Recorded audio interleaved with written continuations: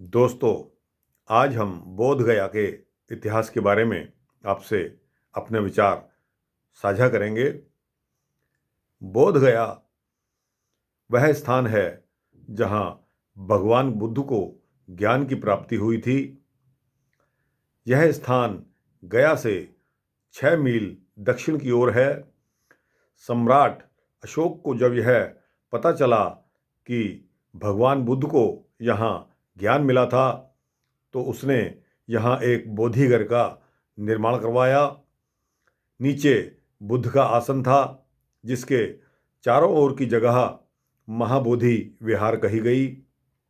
बाद में उसी के निकट बड़े विहार को महाबोधि संघाराम के नाम से जाना गया। अशोक द्वारा बनवाया गया बोधिघर तो अब नहीं बचा है, किंतु उसके बारे में यह जानकारी यहाँ मिल जाती है कि बोधिघर के चारों ओर अशोक ने रेलिंग लगवाई थी, जो कि ईंटों से बनी होती थी। बोध गया में शुंग राजाओं ने सांची और भरहुत की भांति पत्थरों पर सुंदर कलाकृतियां भी खुदवाई। ये सभी कला स्मारक मौर्य काल में बने थे, किंतु इनकी साज सज्जा और इनका अलंकरण शुंग युग में हुआ था। पहले शुंग राजाओं तथा उनके बाद कुषाण और सातवाहन नरेशों ने अपने अपने युग की शैलियों के अनुसार इन स्मारकों को सजाया और संवारा।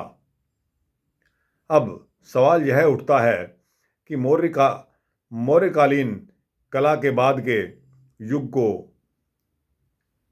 कला की अलग पहचान क्या है? दोनों युगों की कलाओं में कई अंतर हैं। मौर्य काल में बुद्ध की कोई प्रतिमा या मूर्ति नहीं बनी।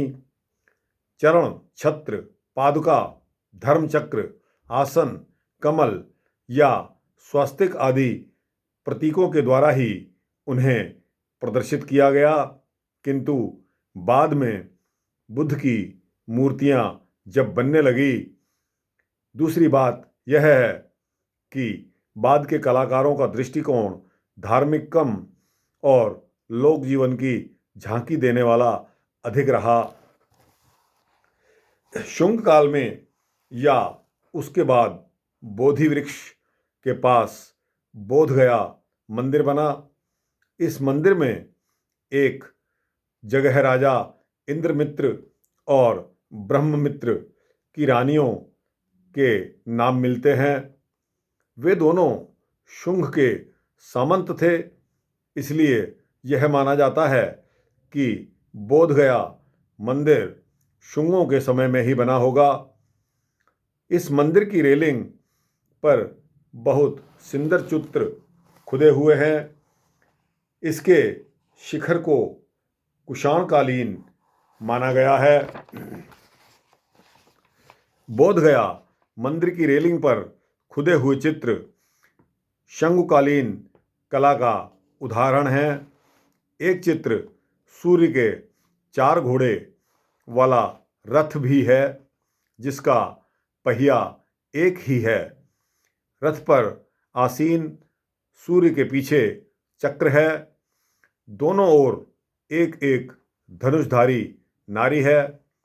एक अन्य चित्र अनाथ पिंडक का जेतवन खरीदने का है, पर उसमें भरहुत की तरह विस्तार नहीं है।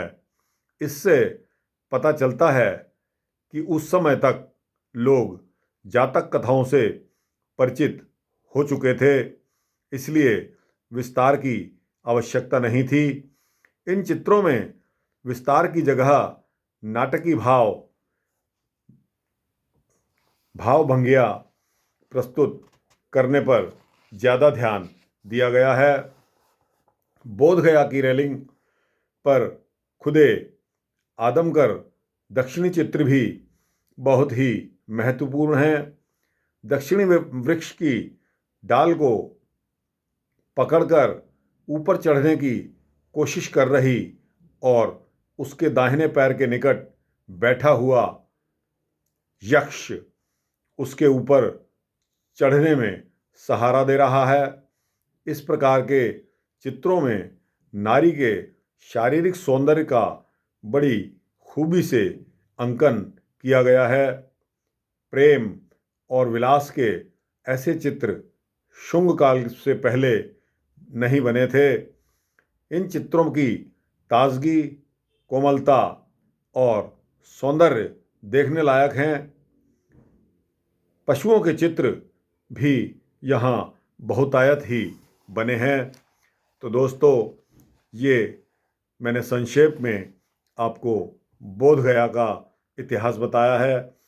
दोस्तों, अगर अच्छा लगे तो इसको लाइक करके शेयर अवश्य करें और आप जैसे जानने वाले जिज्ञासु लोगों को इसको अवश्य भेजें। धन्यवाद।